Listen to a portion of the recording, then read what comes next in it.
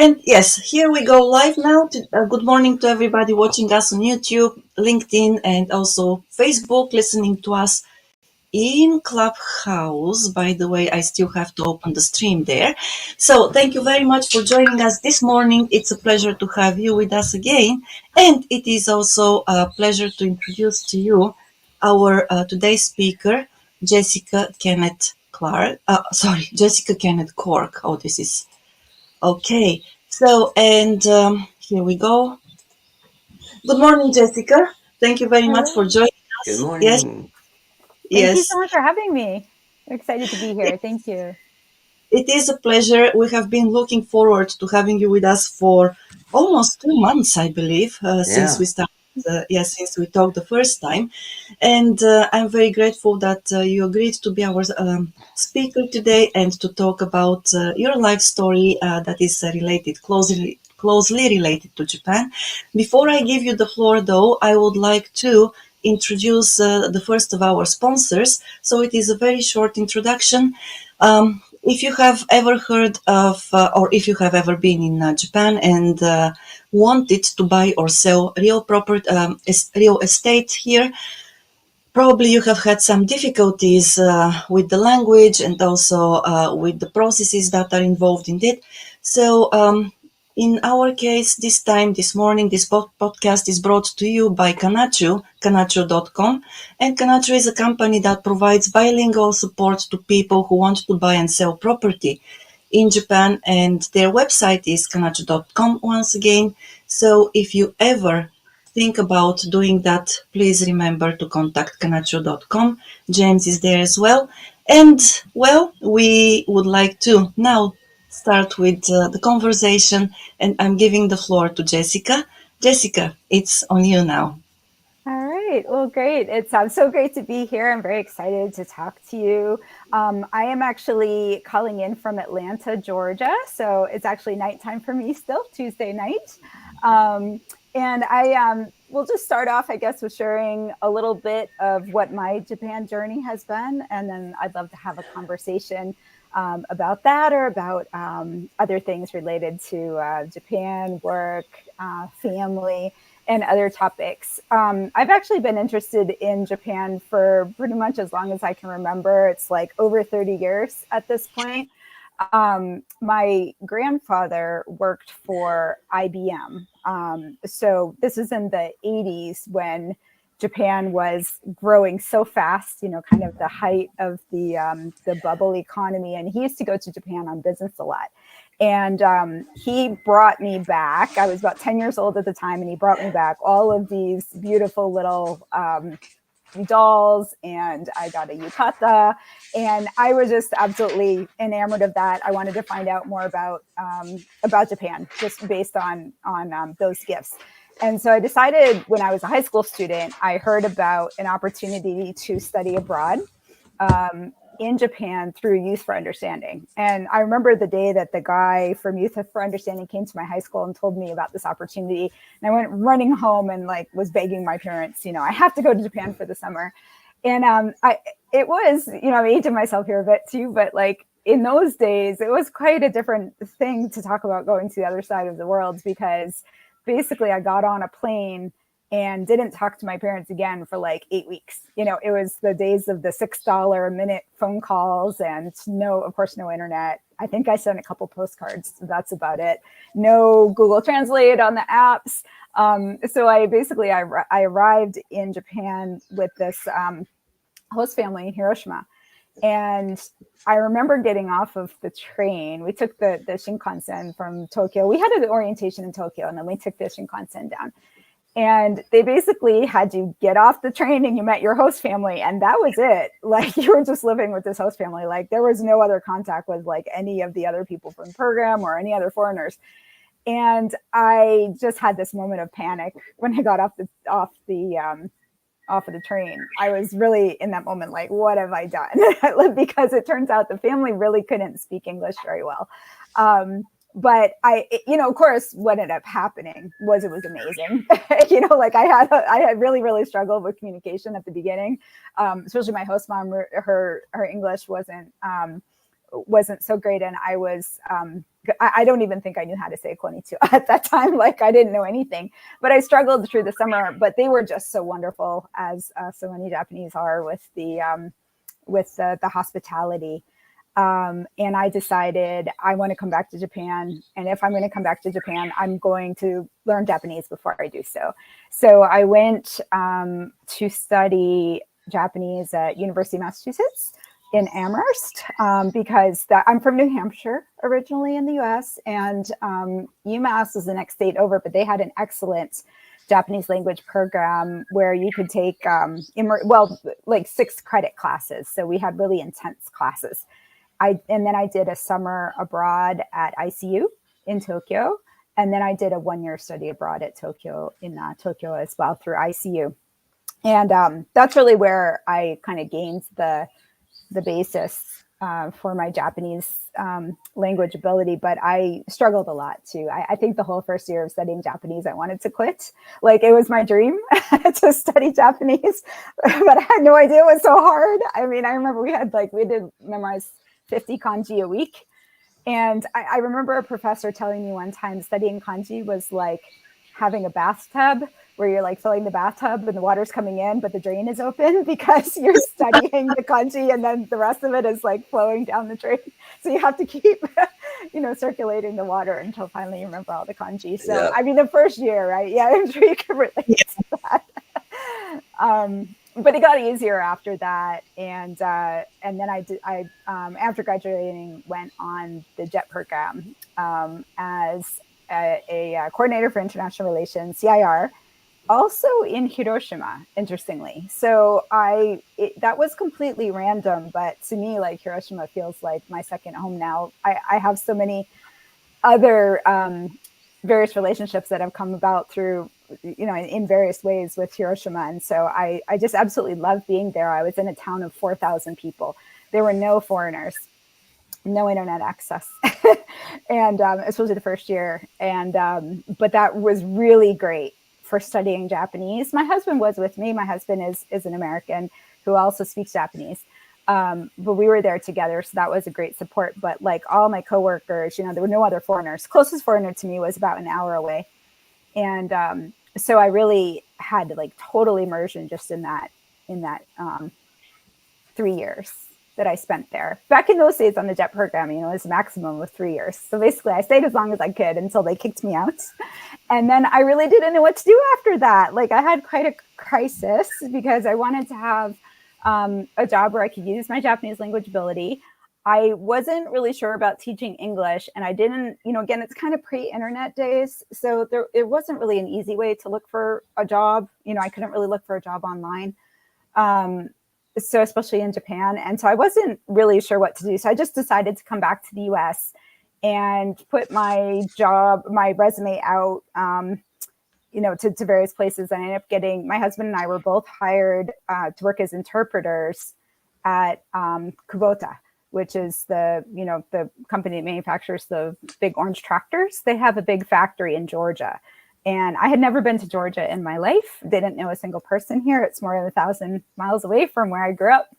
And experienced a lot of culture shock. I didn't realize there's also such a big difference between Northeastern culture and Southern culture in the United States. So that was also really interesting for me coming from Japan. I didn't expect to come home and have culture shock, but I did have quite a lot of culture shock here in the Southeast.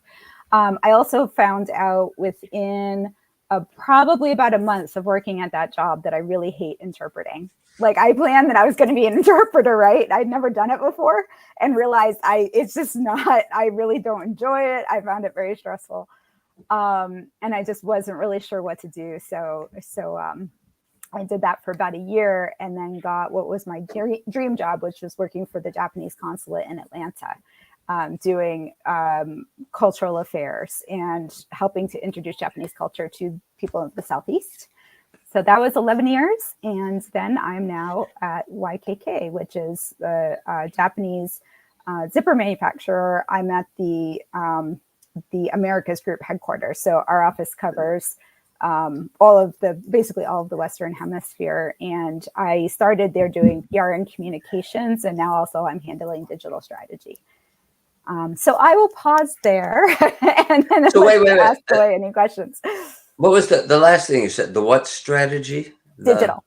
Digital. digital Yeah. strategy. So like, Okay. yeah, digital transformation. I also have, I handle like the person who does cybersecurity reports to me, and yeah, it's kind of expanded. I laughed when you said you hated interpreting because we had this conversation last week with Andrew James. I mean, we all were actually discussing how much and I think we all mean it with respect toward professional interpreters who know what they are doing. In the They're world. the I best. can't do it. I love them. That's why I appreciate them. So no misunderstand. But I don't feel like I'm up to the task of, and yet all of us have been thrown in the deep end, whether we liked it or not, just because of circumstance, and it's painful. Same Yeah. with your story, the total immersion when you first got here. Like Yeah. I was lucky because I was in the Navy, so for 2.5 years, I'm on base, but I'm dipping my toe in Japanese culture. I'm going off base more and more. And then I ended up living there. But at least I was able to ease into Japan, right? You were like thrown in the There was deep end, no easing in. No. swim. Yeah. Yeah. But I kind of felt it when I went to Waseda for 1 year, just for, that was the year where I got to the point where I could carry on a conversation, right? And Yeah.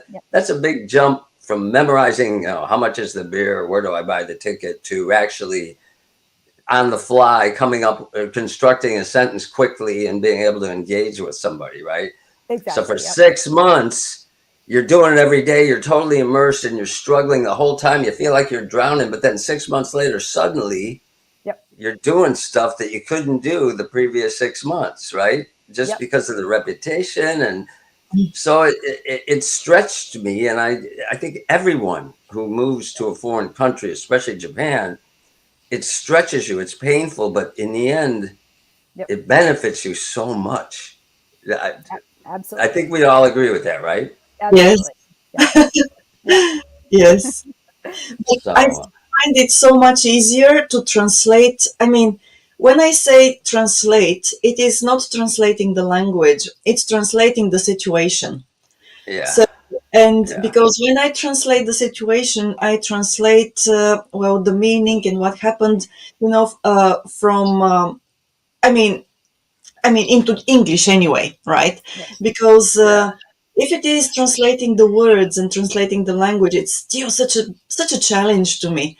And yeah, everyday conversations are very easy. It's like, okay, so if you just want to ask somebody, okay, would you like a cup of coffee, or would you like to go to the store? I can help you with that, and so on. That's okay. But when it comes to business conversations, it's so much easier for me to just translate the meaning behind the words and not the words themselves. It's yeah, very, very difficult still. Yep. Yeah. yeah. And Mhm. yeah. And that was the challenge. Like for me, they threw me into manufacturing. I knew nothing about manufacturing, and all Mhm. my teachers are teaching me about manufacturing in Japanese. And Yep. now they're Yeah. using words I never heard before. I look it up in the dictionary, and the English is a word I never heard before. The English, my own language, I don't even Yeah. know what it means, right? Yep. So, and some things just don't translate. Like there's a lot of feeling words in Japanese, right? Yep. That Yep. I can't really come up with a meaning. Like erai, erai has a lot of different potential Yes. meanings depending Yes. on the situation, right? I mean, it's a feeling almost, right? And same with ichio. Ah, Mhm. ichio. Like, how do you Yep. say ichio in English? I mean, there's Right. different ways to try, Yep. but Mhm. it's more of a feel. And even yappari, like, I guess it means kind of after all, but we don't say after all. Like, we Right. don't say that in our own language, but in Japanese, it could be yappari, yappashi, yaha, Yep. yahari, yappa. Yeah, I mean, it's like they have all these different expressions for that, but it's a feel, Yep. so Yep. yeah, Yeah. Mhm. It Yeah. is. I just cannot start even, thinking about all these expressions that in the Japanese language, they come out so naturally, right? Mhm. And well, in yeah, each situation, they actually express something different, a different feeling, just as you said, Tim. And then, how do you translate that in English? And it's Yeah, it takes a long time, right? To well, that's one of the fun things about learning a language, though, is to learn Yeah. all the things that are untranslatable. And the day when you start to use those expressions without even realizing, you know, that you Yeah. understand, you understand exactly how to use it and in the right context. That's a lot of fun, I think. Yeah. Yes. Yeah. Yeah. Yeah. But So to your point about the manufacturing too, I have to say when I started that job, interpreting it in the manufacturing setting, I ended up with a vocabulary list of about 400 words that I barely understood the English as well. And I would be between the two engineers, you know, on the Yep. factory floor Yep. explaining things that I had no idea even what they were saying in English. I was just literally like, you know, here's what that they said. I don't, if you can understand what that means, I'm glad. But mhm. that Yeah. was very, very, very challenging. And that, but I think the engineers also made me more logical. Like talking to them, Mhm. they would explain things to you. If you're not an engineer, you might never have viewed it from those lens, right? So I Right. learned a lot doing it, but yeah, it was a struggle. I'm more of an artsy kind of person, you know. That's Yeah. my personality, right? So Although I will say I would like to comment about that because I've kind of come full circle. I'm back at a manufacturing company. So oh YKK manufactures zippers, right? And I never expected to be back at a manufacturing company. I went, yeah, you know, I had only the 1 year and then I was in government work for 11 years at the consulate, you know, for the foreign ministry. And absolutely love that work of like the cross, you know, cross cultural understanding and education.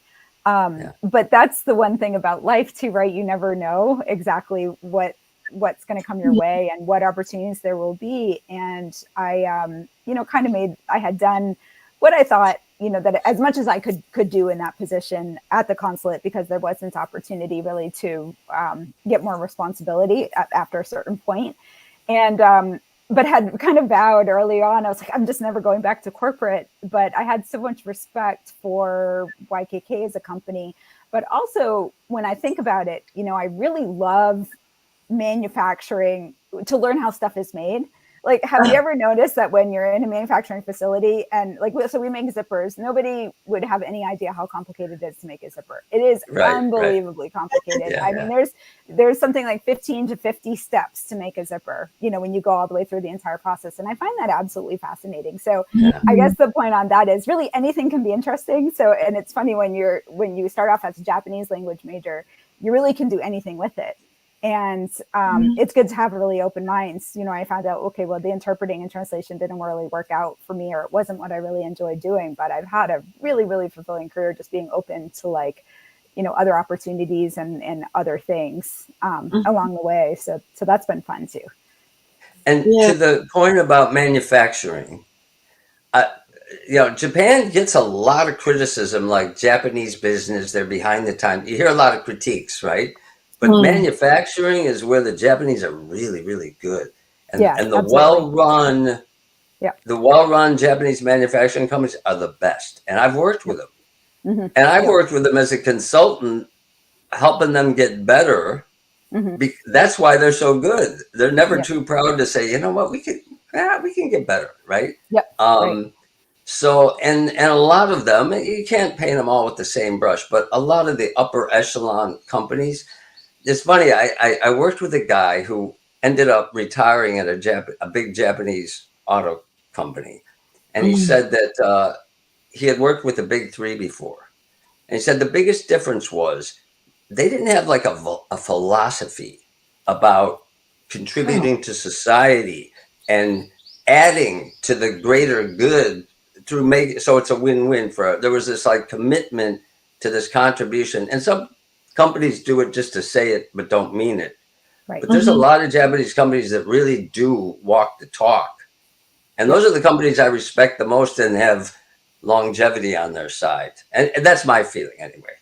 Yeah, Right. absolutely. That's one thing that's really attracted me to YKK, and also I think it's representative of many many Japanese companies that do have this philosophy behind it. Is the YKK's had the philosophy called the cycle of goodness that says no one prospers without rendering benefit to others. And it's amazing how I get to talk to YKK employees all over the world, and it really doesn't matter where people are working, like they could be working in Turkey, or they're working in China, or they're working in Mexico, and that philosophy really resonates with people all over the world. Like, I think it does a lot to make people feel like they are part of something that has some purpose, rather than just a company being profit driven. And I think that's one great value that Japanese companies can bring to global society as well. You know, I remember, I think it was 2019 when the Business Roundtable came out with a redefining, you know, the purpose of a company not being just about profit, but being providing, you know, some benefit to society. And it was big news. It was all over, you know, all over all the major news stations and newspapers. But I think Japanese companies are probably sitting here saying, well, that's how we've been doing business for 100 years. Like, why are you so late to the party? But they don't talk about it. They really don't talk about, like, they talk about it internally, but they're not out there, you know, making a big show out of it. It's just the way they do business. And you know, and it's not just like altruistic. It's driven by this very practical understanding that if society thrives, then in the long term, so do we. Like, we're tied inextricably together. So it's smart, but you got to think long term. Like, you have to have a long term orientation to get in that mindset, at least in my understanding of it. Yeah. And it is fascinating because I think that nowadays a few people out of Japan are talking about, you know, the longevity of Japanese corporations, right? And some are predicting that all those mastodons here, you know, they're going to die out because they're too big, they are not agile, and so on and so on. But at the end, I think that most of those people who predict that, you know, the companies, the big ones that have survived for over 100 years, are not going to disappear because for them everything is long term. Yeah. And even though it seems that nothing is changing there, and they're still, you know, using their old practices, old-fashioned practices, and so on and so on. At the end of the day, maybe they are, but, you know, they're changing incrementally, and that as change much as they need to. As much as they need to, yes. And for them, it's all about, as you both said, it's about you know, the better or the bigger good, the society, and also the employees as a team, and that's a big team always, right? So it's fascinating how you see that when you're inside, and you don't see that when you're outside the company, right? So no, exactly. Yeah, that's one thing that YKK talks a lot about. We're celebrating 90 years this year, and our management team, you know, in Japan is always saying the one thing that doesn't change is our values and our philosophy. You know, everything else can change, everything does change, but you've got a long-term perspective kind of rooted in that philosophy and values. And I think that's a great way to do business, really. I agree. Yes.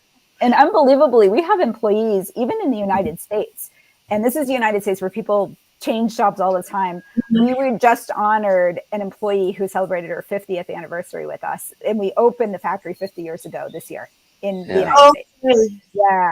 It's amazing. You know, someone is going to be there that long, and I think that the company created an environment where the person wanted to be there. Yeah, I think so. And I think it has a lot to do with the philosophy. Yeah, that's a tribute to, you know. Yeah, that's a tribute. Can I mention one thing? Sorry, I missed that. Hi, Jessica. Sorry, you know, so where is this voices coming from? So I'm in the clubhouse. Yes. Hi, Jessica. You know, I missed that. So I thought you were with YKK now. You're sort of, so you were with the Japanese consulate in Atlanta. Yes. Briefly, is that right? Oh, okay, I missed that. For 11 years. Yeah, I was there for 11 years. And then I've been with YKK for 11 years now. Yeah. Oh, okay. Because I was going to ask you to ask Japanese government to open up the another Japanese consulate in Dallas. Sorry, Dallas. But then we have Japanese in Houston. Yes. So Jessica, use your contacts to set that up. Call some people. Yes. Sorry, yeah. And then, you know, like, so Jessica, so I'm sort of like a, you know, kind of reverse, you know, image of you. I'm Japanese, born and raised in Japan, but I moved to California, you know, long time ago, like 20 years ago. And we lived in California for 20 years. And 1.5 years ago, we moved to Texas.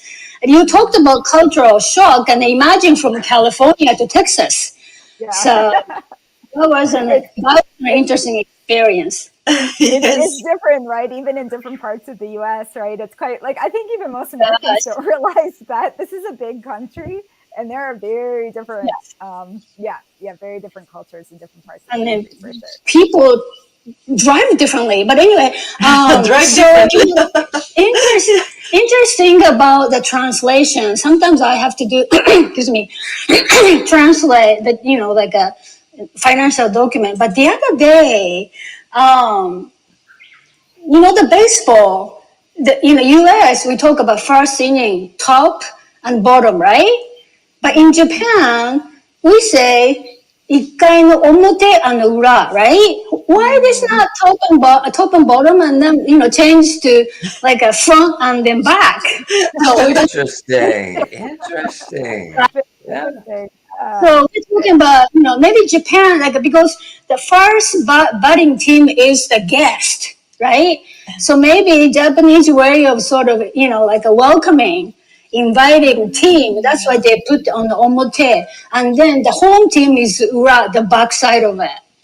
It's our politics. I don't know. Is true or not? But I just, right. Something like something interesting. So Yuka-san, not to be cynical, but could it be that the home team wants to be up last to give themselves the last chance to win the game? That's also a possibility, right? Oh, okay. Maybe that's more realistic, huh? Okay. That's the ura no imi. Ura no imi. Oh, it's not the humidity. Okay. I know. It could be. Just taking a cynical point of view. Okay. Thank you for raining my party. All right. Yes. Okay, thank you for that. That's a really interesting. I love those kind of observations. Like we're framing it in different terms. Even something as simple as the top and the bottom, right? The front and the back. That is an interesting observation. Yes, very much. Thank you, Yuka. That's great. I have a more serious question to Jessica. So you've been with the YKK for a long time, and then I appreciate that you are sort of putting the very positive the picture on working for a Japanese company. But have you had any challenges dealing with Japanese management? Oh, where do I start? Yes. Of course. No, there's always, yes, there will always be challenges like that, people working across cultures. And, but what's interesting for me, though, I would say, I think the people probably that have the most difficult time are the ones when they're first working for a Japanese company and they're not really used to Japanese culture, right? So what I do a lot of talking to various colleagues, and I do some cross-cultural training within YKK. And the ones that are really struggling are the ones for whom this is just another company. Like they could work anywhere, right? But they just it happens to be a Japanese company versus the people who really know a lot about Japanese culture. So for me, I'm to the point now, it's been like already, around 35 years that I've actually never worked for an American company. Let's put it that way. I've never worked for an American organization. So I actually feel a lot more comfortable with the Japanese management style because I really appreciate the collaborative nature of it, the team effort, I don't really mind the discussion. I will say, yes, it's true. Things take too long, in my opinion.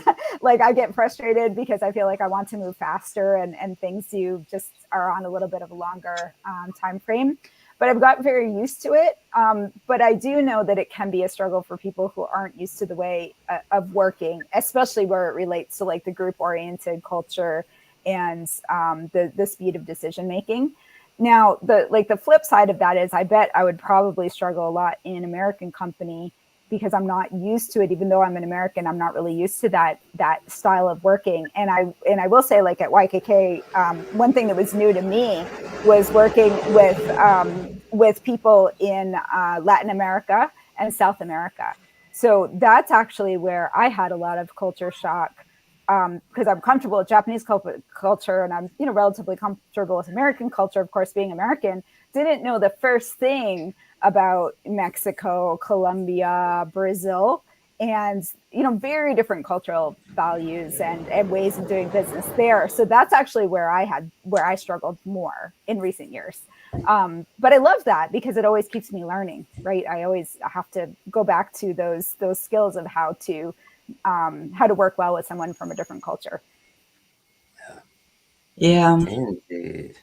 Yeah. Yeah. Okay, I'm sorry, Tim, but so this could be, last week I asked these two guys, I said, who's going to be our guest? And then, or their guest, and then they said Jessica, and then, so they have a lot of good thing to say about you, and then we all do have a good thing to say about all the guests, but it seems like I think you said that, right? You keep learning. I think that positive attitude sort of we just always appreciate. So thank you. Yeah, thank you. I mean, that I think is the most important thing, right? To constantly be open to new experiences and change.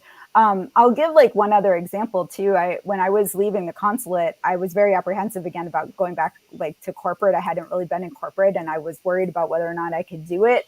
So that was one struggle. And then also I was at the consulate, I was doing more cultural affairs and education. And then at YKK, I was working in PR and communications initially, which is related. And I had done some of that before at the consulate, but I really wasn't comfortable. Where I was comfortable was language, translation, interpretation, education. I wasn't really comfortable with that. And then I just mentioned to you a few minutes ago in my intro that I've taken over digital strategy, cybersecurity, digital transformation. I mean, I have IT experts that report to me who really know what they're doing, but having to learn so much, for example, cybersecurity, absolutely knew nothing. And I had, of course, again, the moment of panic where you're like, I don't, how am I going to learn all this? How do I understand? I'm talking to the expert, but how can I learn enough that I can speak to him, knowledgeably and understand, what his perspectives are. And I think it's just having a willingness to kind of put yourself out there and learn and grow. And also to admit when you don't know something and then ask people to teach you. I'm constantly telling my colleague, please explain that to me like I'm a fifth grader, so I can understand what you're talking about. And then, eventually you learn enough and you can figure it out. You just touched on something that I think is really important, and that is, and this is for me too, because I worked for Japanese companies, they acknowledged my efforts. Yes. And they gave me opportunities that an American company would never have given me. I had no business doing that, but they taught me, and then the other thing is, some of the people who I think struggle the most with Japanese companies, this is in the US, okay, were Americans who had a track record, who had built up, they had a lot of knowledge and talent, but then they suddenly go to a Japanese company and that talent isn't necessarily acknowledged because it's coming from outside the company, and it's kind of Japanese culture devalues that. It's your knowledge of what's inside the company, rightly and wrongly, And I think they struggled because it's hard to go in with humility if you do have a track record and you have gotten results and suddenly you're not acknowledged, right? Yep. In my case, I knew nothing. So I was genuinely humble. I bowed my head. I focused on learning, but also building relationships because I wanted them to be kind to me. I needed their kindness, and I did everything with them. And I hung with them 14 hours a day because I was proving myself. And I'm not saying people should do that. That's what I did, though. And I built relationships. Yep. And I think what I learned was, and I know I could tell intuitively, you already know this, Jessica, it's, you don't really have authority so much in a Japanese organization, but the best you can hope for is influence. Absolutely. Yes. And the influence is through those relationships that you built and the trust. If they trust you, you can influence people more. But you have to earn it. It takes a long time. And so folks like you, my hat is off to you. And same with Maya. Maya, you endured for 14 years. I could never last more than 3 at a Japanese company. And I love Japanese companies.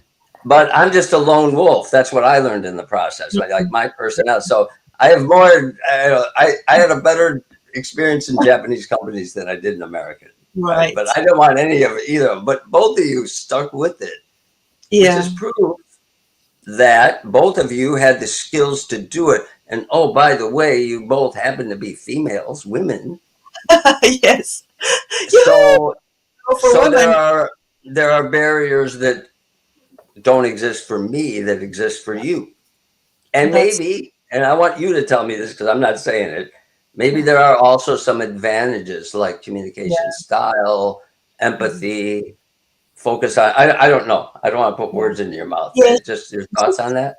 Yes, before we answer that, just let me do the other one. The other, talk about, yes, Pause our, for a word from our sponsor. our sponsor, a word for our other sponsor. Yes, and our other sponsor is house.co.jp. So that's a company that does renovation and custom home design, also construction.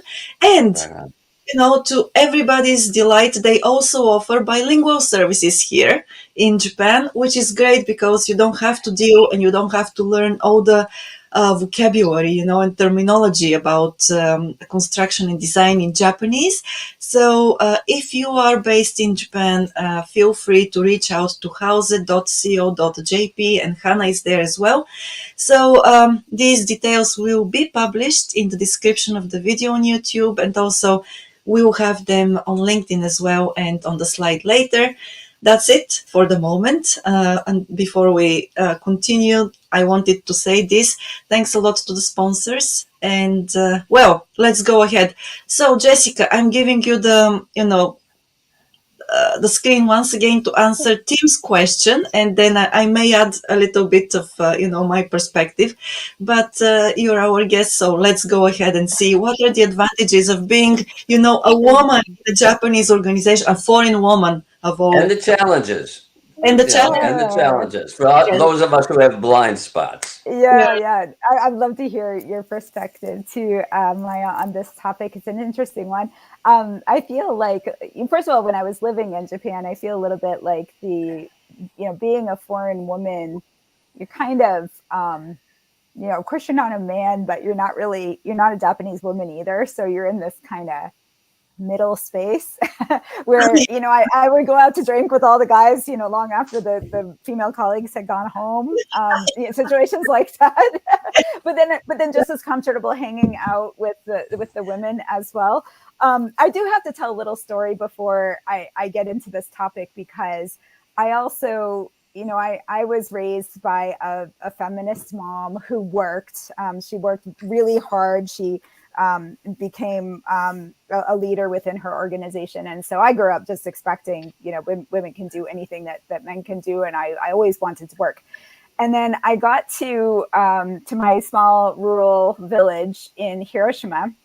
And I noticed, right at the beginning of my time there, the women in the office would all take turns making tea for the men and making coffee. And there was actually this chart in the kitchen that had the name of every person, the color and design that was on their cup, how many sugars they want, how many creams, do they want coffee, do they want tea, etc. And the women would just take turns serving. And I wasn't going to be like, I'm a foreigner, I'm not doing that. Like, I didn't want to come in with that attitude. I said, if all of the other women are doing this in the office, I'm going to do this too. I'm going to learn how to, to make the tea and serve the tea, and just be, people do it, I think, for a reason to make people feel like it's a good work environment. I love the tea time, actually. Like, we always had snacks and stuff. So I started doing that. And then about 6 months in, my boss, who was about, at the time, 60 years old guy, and had never really left this town. I was the first foreigner to ever live in this town. So there was a lot of learning on everyone's part. But he says, all right, we're going to be international. Like, one day he says, we're going to be international. And everyone, including the men, are going to take turns serving the tea or serving the coffee. And so all the women are like, oh God, let's see how this goes, right? And then they let the guys do it for about 2 weeks. before the women revolted and they said no more. The men are not serving. I mean, everything was messed up, like the coffee's not good, the sugar's all messed up, the wrong it was the whole thing. And the women are just like, their attitude was really like, they didn't feel like they were being forced to do something because they were women. I think they felt they were doing it as a service to everyone, and because they were good at doing it. Like they were more competent. Yeah, they were more competent. I think they really believed they were more competent. The men were just incompetent. And it really like made me rethink my thoughts around roles or why. It's still, I'm not. I'm still an American, and I'm still not necessarily going to always be comfortable with that division of labor. In our house, my husband does, plenty of chores, like 50% of all the stuff that gets done in the home. But anyway, I had that really very early on, when I was young, like that initial perspective of what it means to be a woman in Japanese society. But then, throughout kind of my career, the biggest struggle I have 4 kids. And I had, when I had all of those babies when I was working at the consulate, and when I started at YKK, I had 4 kids under 7. So my first year at YKK, I had a 1-year-old, I guess a 3-year-old, 5-year-old, and a 7-year-old. And and I was attempting to work full time, and everything that was going on with daycare. And that was the time in my career where I struggled the most. And it didn't really have to do with because it's a Japanese company or an American company or whatever. Like, it really just had to do with trying to figure out how to do all of that, like to get everything done that needs to get done, to be successful at work, but then also be spending time with kids. And I was just awfully stressed out, kind of running all over the place. And, in retrospect, I don't know if I would necessarily change anything about the way I did it, but I do have a lot of more empathy, I guess, for people who are now going through that experience. Like, my kids are older now. The oldest is 19 and the youngest is 12. And I'm finally able to, like, it's things are not as difficult as they used to be. Like, I can kind of breathe a little bit, but I'm really trying to make sure that I'm supporting other women in the community or in my workplace that have little kids at home, just by giving them some encouragement, or just like not to give up, because whether you're Japanese or American or any other culture, it's super hard to combine work and family. So that's the part that I've found to be the most challenging, I guess, like regardless of where you're from. Yeah. Yes, I think it is indeed challenging, but just like you, Jessica. I worked actually only for Japanese organizations up until 2.5 years ago. And so I learned a lot. And then the funny thing is that I was also the only foreigner in the company that I stayed the longest, 14 years. And also that's where I had my daughter.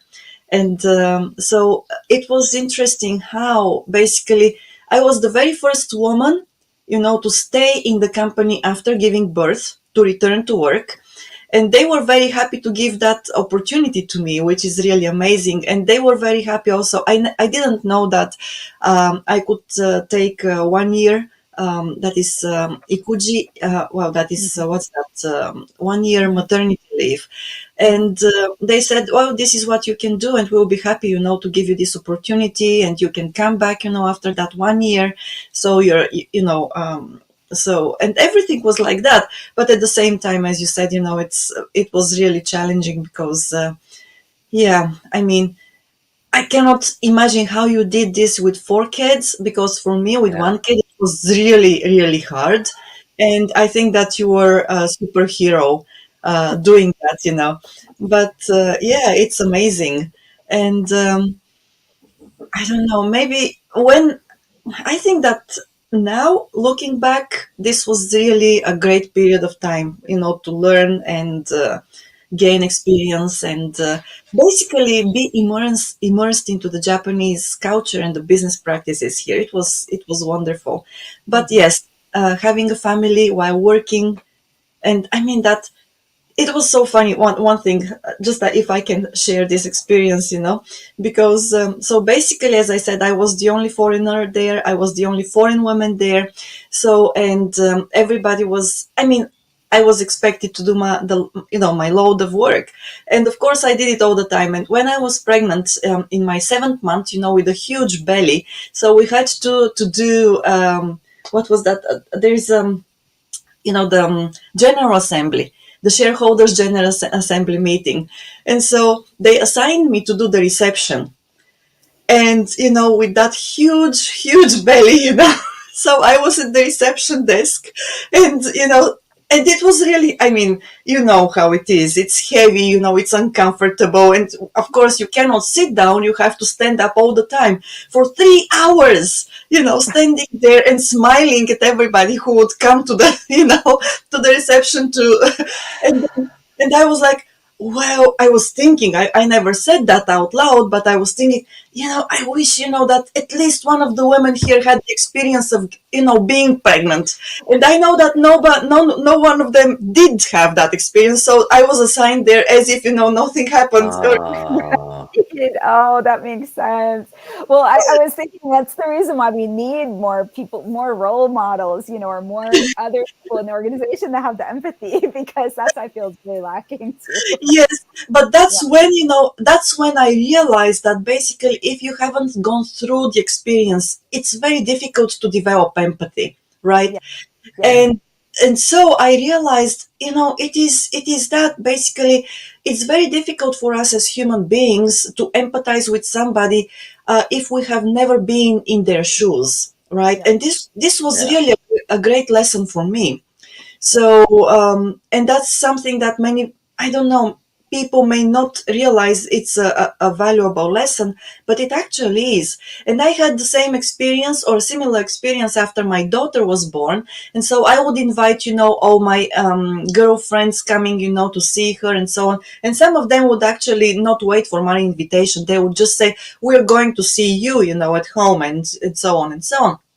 And I noticed that the girls who didn't have kids, they would just look at the baby, and have no emotion there. Yeah, okay, the baby, oh yeah, the baby is cute and so on. But those who had kids, they would go all over her, and they would be like, they would melt and say, can I, hold her and so on and so on.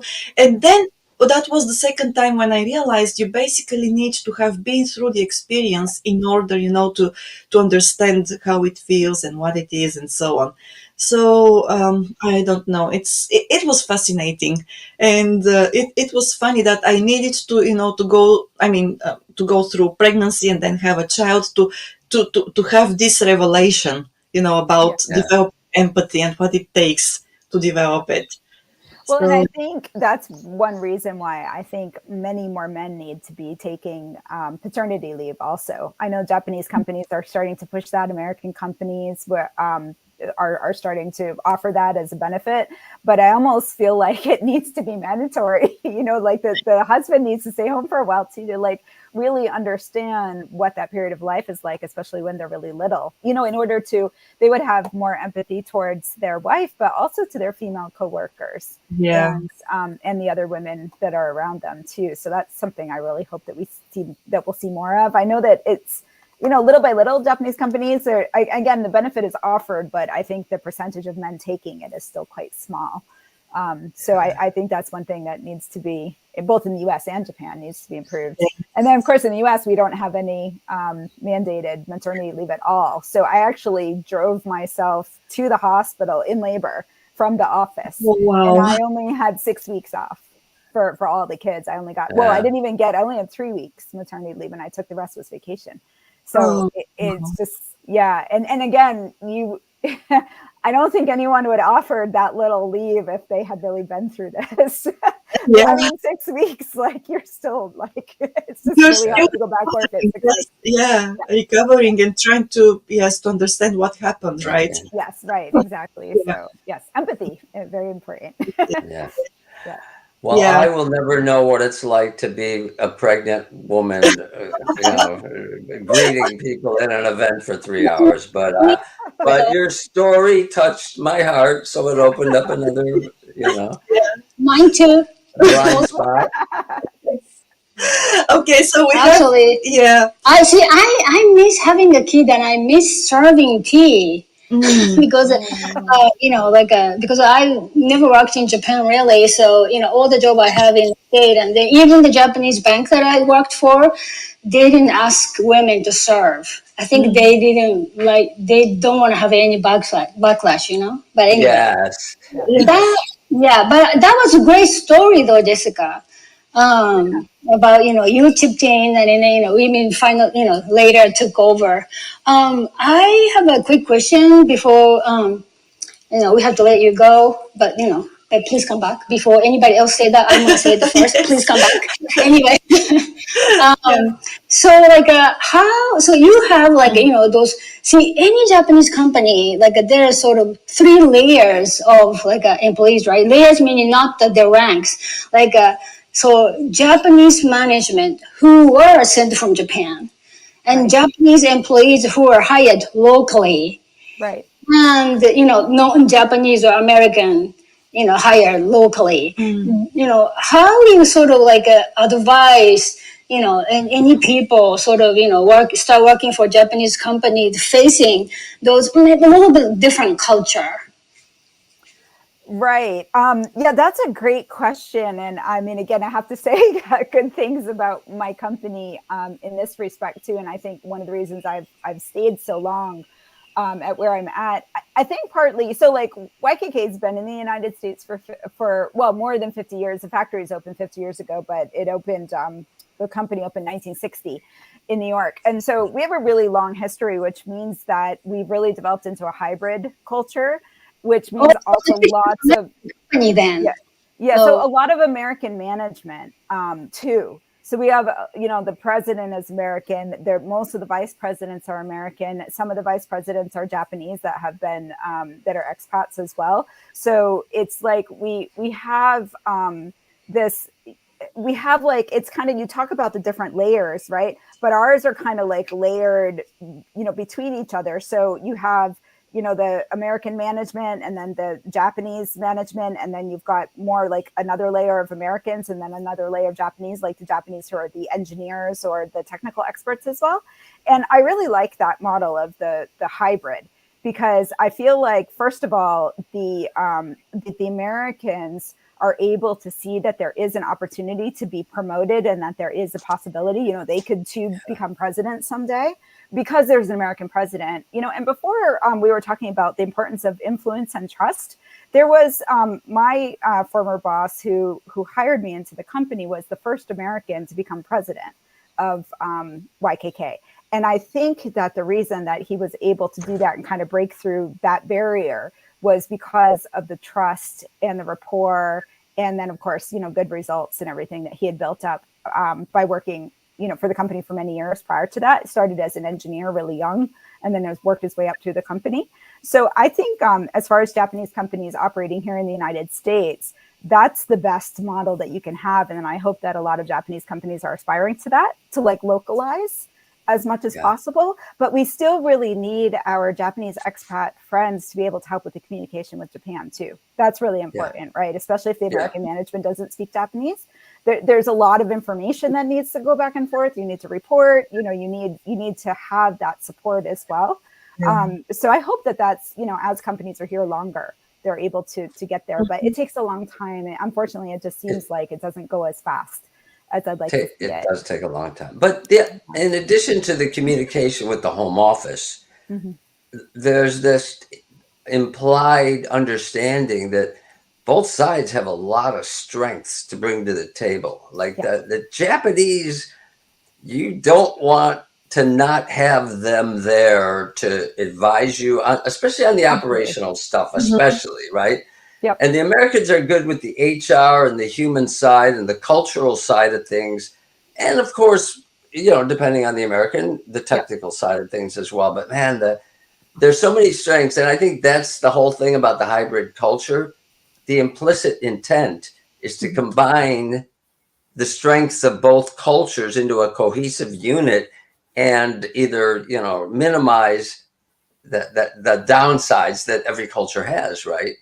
Yep. That's to me, that's the discussion. Like what, where are you seeing these intersections of the good that's Yep. making it, even much better, right? Right, absolutely. Yeah, no, I think that's the ideal way to be. And then we also, kind of globally, our company operates in semi-autonomous, I'd say. So like we have a lot of input, of course, from the headquarters, but they're not necessarily telling us what to do. It's more Right. like advice and Yes. support and communication. But yet the Americans and the Brazilians and the other, the Chinese and all of the other people management who is running the company globally are also empowered to be able to make decisions too, because they know their culture best and they know what Right. their customers within their country know best too. So there's a lot of trust there, which I think is one of the best situations you can have as far as Japanese companies overseas. Yeah. It sounds to me like your company is more evolved than most Japanese international companies. Yeah. No, I mean, and I've I worked with sound a like lot. the PR person. I know. I'm But the PR person, but I truly it's believe it's no, that's unusual in a good way, in a really good way.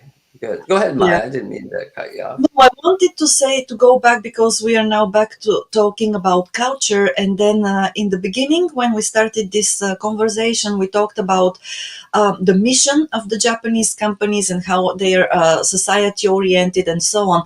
And we have a question from Binati.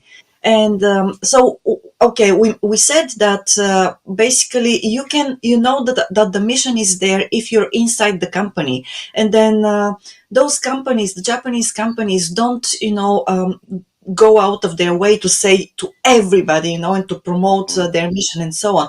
And then Binati says, where does this resistance to talk about, the mission and so on internationally, to promote the mission, where this resistance come from? So Yeah, what do you that's a think? great question. I love that question. I mean, I would say I don't know if it's necessarily resistance, but I think it's humility. I just think that Japanese companies Yes. and Japanese people, generally speaking, are just not going to be out there, waving their flag and talking about Yeah. these things. So what I think they should do is get like an American PR person because Yes. I mean, Let somebody else brag about you. so Yes. I came into the company and I'm like, oh my God, like there's all this great stuff that is happening. And there were no press releases. There was no social media, websites didn't have pictures. Like, my company is Yeah. doing a ton of stuff out in the community and just, we're not talking about it. And I have no, humility whatsoever as far as talking about the company, as you can tell, Yeah. outside the company. And so I was happy to take on that role. And initially I was doing it mostly for our operations here in the US, but I've kind of de facto started to do it for the whole company globally, sending out global press release whenever there's good things happening. So maybe that's one of the things that Japanese companies could think about, because they also need to tell that story in English. There is a lot of information available about Japanese companies in Japanese, if you know where to look to it, et cetera. But I found that a lot of the large, well, probably all and small ones too, Japanese companies, if they are talking about themselves, it's mostly to the Japanese media. Even if they're really a global company, right? They're still talking to the Japanese media, like their target audience, as far as their PR department is really concerned with their stakeholders within Japan, which makes sense, except these companies, many of them are global, but they're not telling these stories in English. So that's kind of the role that I'm playing at YKK, just to start getting some of the messaging out, especially social media, like I LinkedIn and places like that, where you have a really good opportunity to tell some of those great stories. And the employees love it. And, usually our stakeholders, whenever I'm posting on behalf of the company, if I post about things related to our culture, like employee photos or community service photos, or different things that we're doing related to sustainability, that's always the content that people engage with. They don't really care when we have a new product offering or whatever, because it's not, that's good too. Products are great too, but they really want to know who you are as a company. Yeah. So I think that's a great question. Yeah, Japanese. There's something in Japanese culture that tooting your own horn is taboo. Yeah, It's right. yeah. I mean, it's better if somebody else toots your horn for you. Right. Mm-hmm. And, some of that I really admire, though. It's kind of like, we're going to let our actions do the talking, not our words. It's very Confucian, Yeah. right? The honorable person is, exceeds in action, but is very modest, modest in speech, that kind of. So, but I agree with you. They need the PR because I think there are a lot of bright spots that just can be highlighted with certain sectors, Actually, certainly of. Yes, Yuka? sorry, the IR aspect, investor relations aspect is really Japanese companies are lacking. And, so I think it's great that you are using, Jessica, I'm sorry, my rice cooker is done. So anyway, where I'm going to go with this? Yeah. So actually, Tokyo Stock Exchange is now is encouraging companies to release news in English. Yeah. So things are slowly changing, and then you are ahead of the time, Jessica. So it's great. Yeah, Yeah. it is. Yeah, Well, thank goodness. thank Appreciate that. yes. Oh my And gosh, it's already 9. The time flew. I was having so much fun. We got to have yes, you back on for definitely All if you right. want to Thank come. you so much. yes. Absolutely. You're Thank welcome. you. Thank you. Okay, so before we finish, we have a comment on LinkedIn which comes from Timothy Langley, who is a regular here, and he also says, "Well, this is a wonderful discussion, lots of energy and insight.